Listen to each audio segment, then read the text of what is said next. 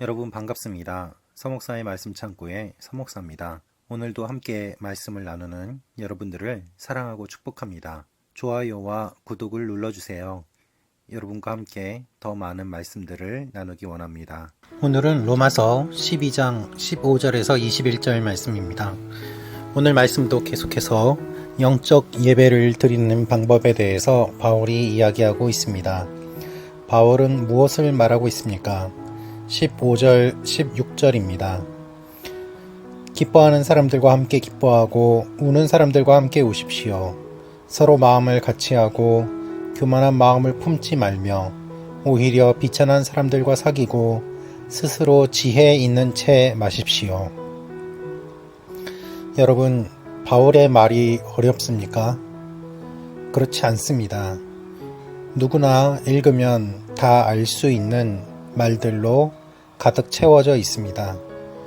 하나님께 예배드리는 영적 예배는 어렵지 않습니다.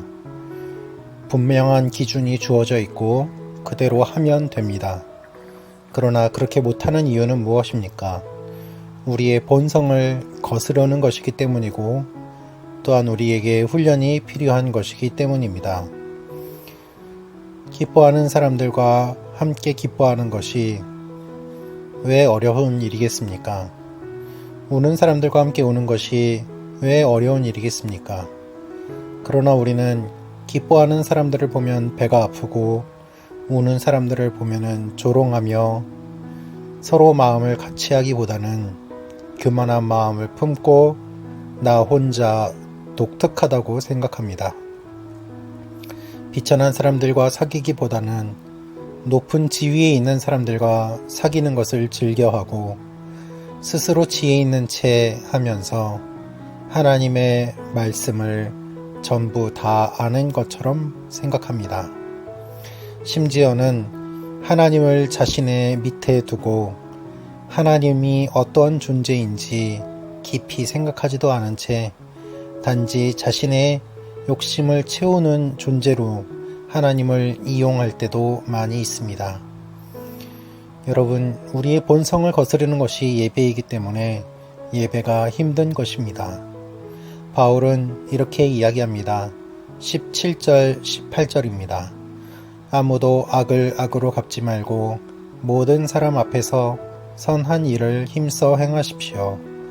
여러분이 할 수만 있으면 모든 사람들과 평화롭게 지내십시오. 우리는 악을 악으로 갚으려고 합니다.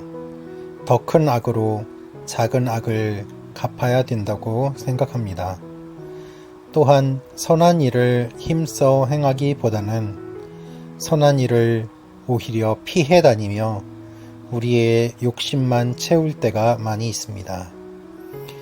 모든 사람들과 평화롭게 지내기보다는 내가 아는 사람들과도 서로 싸우며 하나님의 말씀을 생각지 않으며 살아갈 때가 많이 있습니다. 여러분, 저도 마찬가지입니다. 우리의 본성을 거스르지 않으면 이와 같은 일들은 불가능하고 우리의 본성을 거스르기 위해서는 성령의 능력이 필요합니다. 그래서 우리는 영적 예배라고 부르는 것입니다. 성령의 도움이 없이는 이 일들이 불가능하기 때문입니다.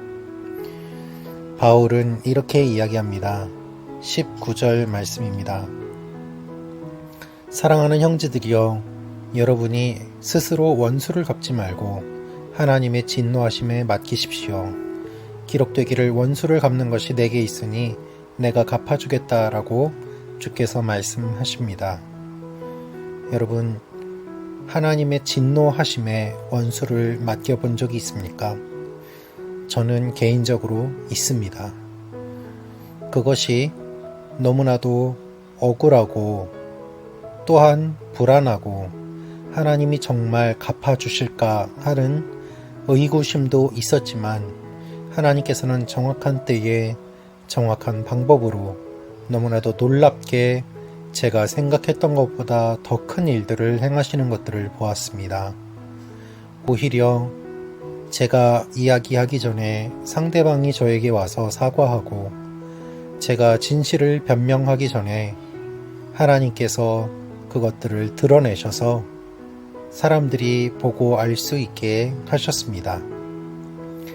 하나님께서 말씀하신 그대로 원수를 갚는 것이 내게 있으니 내가 갚아주겠다. 이 말씀이 우리의 삶에 계속해서 이루어짐을 우리는 기억해야 합니다.